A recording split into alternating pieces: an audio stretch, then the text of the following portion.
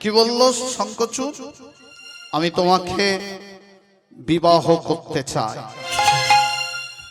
যেই বলেছে বিয়ে করতে চাই, তুলসী মনে মনে ভাবলো কতটা জ্ঞানবান পুরুষ, একটু পরীক্ষা করি। তুলসী বলে উঠল, তুমি আমায় বিয়ে করতে চাও মানে? তুমি জানো যে পুরুষ তার মনের গোপন ইচ্ছা কোনো রমণীকে জানায়, শাস্ত্র মতে বলে সেই পুরুষ লম্পট, চরিত্রহীন, দুরাচার। তাছাড়া আমাকে বিয়ে করার স্বাদ জাগলো কেন? আমার রূপ দেখে? জানো এই নারী কত ভয়ঙ্করী, এরা ছলনাময়ী সংসার ধ্বংস করে। শঙ্খচূড় কতটা জ্ঞানবান পুরুষ পরীক্ষা করছে।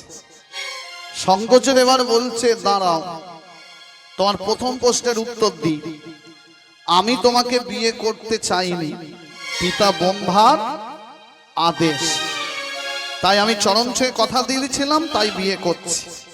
আর তুমি যে বললে নারী কত ভয়ঙ্করী, ছলনাময়ী, সংসার ধ্বংস করে, এই রমণী সংসার মাঝে আছে, কিন্তু এও তো সত্য, সংসার ধ্বংস হয় যেমন রমণীদের কারণে, তেমন সংসার সুখের হয় রমণীর গুণে।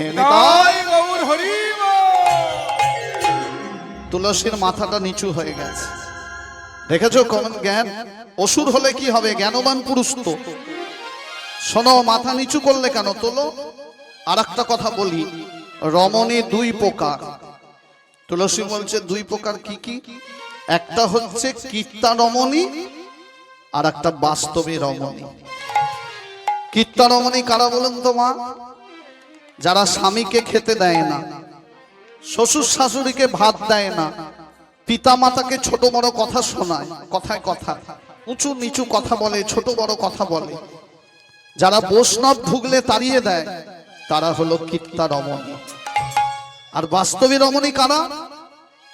যারা নিজেরা খেতে পায় না, তবু পিতা মাতাকে ভালোবাসে, শ্বশুর শাশুড়িকে ভালোবাসে, যারা যারা বাড়িতে বৈষ্ণব এলে আনন্দে নাচে, বাড়িতে হরিনাম হলে আনন্দে নাচে, সাধুগুরু বৈষ্ণব বাড়িতে ঢুকলে নিজের আহারটুকু বৈষ্ণবের মুখে তুলে দেয়, তারাই হলো বাস্তবী রমণী।